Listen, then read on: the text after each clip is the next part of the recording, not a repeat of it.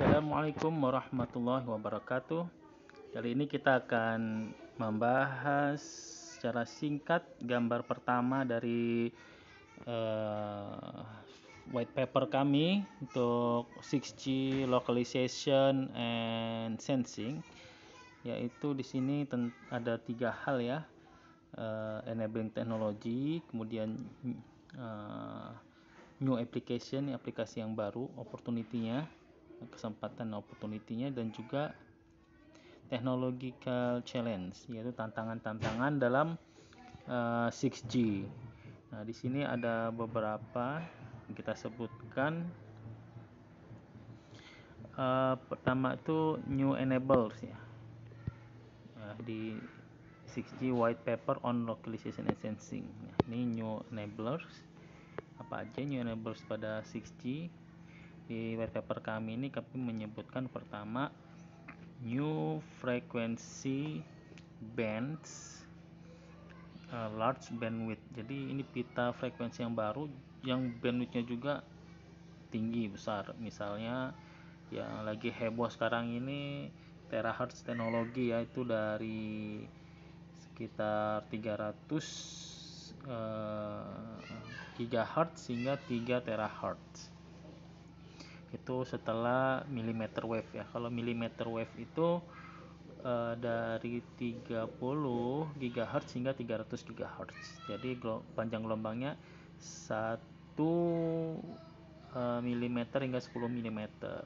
Nah, kalau yang terahertz ini 300 GHz sampai 3 terahertz itu kita nyebutnya sub millimeter wave. Kalau di paper ini kita bilangnya micrometer wave. Kemudian quantum technology, ini juga dianggap sebagai akan menjadi teknologi enabler di 6G.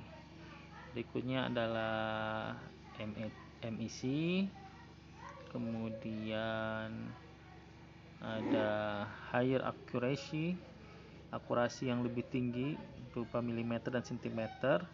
Milimeter untuk outdoor, sentimeter untuk milimeter indoor, kemudian sentimeter outdoor. Kemudian ini juga dipakai dengan bandwidth yang tinggi, beamforming, AI diharapkan lebih akurat. Kemudian compact form factor, lebih compact bentuknya. Smart meta surface, pakai meta material. Nanti kalau misalnya ada gelombang yang datang itu dia bisa dipantulinnya, bisa diatur pemantulannya gitu. Jadi kalau misalnya tidak loss itu bisa diatur pemantulannya, dibantu dengan beamforming juga. Kemudian AI dan machine learning ini atau deep learning juga ya, artificial intelligence ini juga akan heboh. Ada juga federated learning juga sebenarnya ya. Kemudian roll pitch and yaw, dense array ya.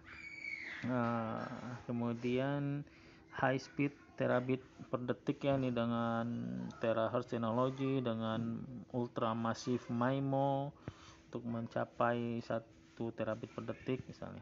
Low latency sub microsecond gitu. Kemudian yang kedua adalah application dan opportunity. Aplikasi dan kesempatan atau opportunity-nya adalah sensing dan imaging. Nanti ada digabung ya antara radar, joint radar and communication, kemudian robot localization, untuk geolokasi atau sistem estimasi posisi dari robot, kemudian object pengenalan objek, kemudian context awareness. Nah, ini yang tadi ya, joint communication and radar, big data analytics, dan juga modeling signal radar capabilities, kemampuan radar. Nah, juga low power dengan transmisi yang directional yang bisa diarahkan, AR atau augmented reality, virtual reality. Kalau augmented reality itu ada gambar, kita masukkan gambar di komputer ya, grafis. Kalau virtual reality ini total semua ada gambar komputer, atau mixed reality. Kemudian sensor fusion, dan juga localization and sensing untuk future e-health, misalnya untuk pandemic tracking yang tengah positif COVID-19 dan lain-lainnya. Kemudian ada yang challenge-nya, tantangannya adalah high hardware power konsumsi ya, dikhawatirkan konsumsi dayanya juga tinggi gitu. Mudah-mudahan ini bisa diatasi. Kemudian limitasi batasan dalam hardware, perangkat kerasnya, dark spots dan blockades. Kemudian increase interference from new services, ya. Misalnya ada yang udah ada existing di terahertz di satelit NASA misalnya. Kemudian ada short range at terahertz, yang makin tinggi dia frekuensinya, makin kecil panjang gelombangnya, makin pendek jarak tempuhnya.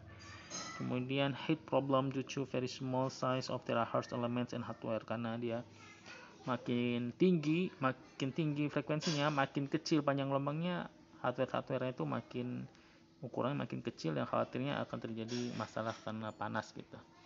Demikian dari white paper kami, ada 3 macam ya, enabling technology, aplikasi dan opportunities, dan juga challenges untuk 6G. Wassalamualaikum warahmatullahi wabarakatuh.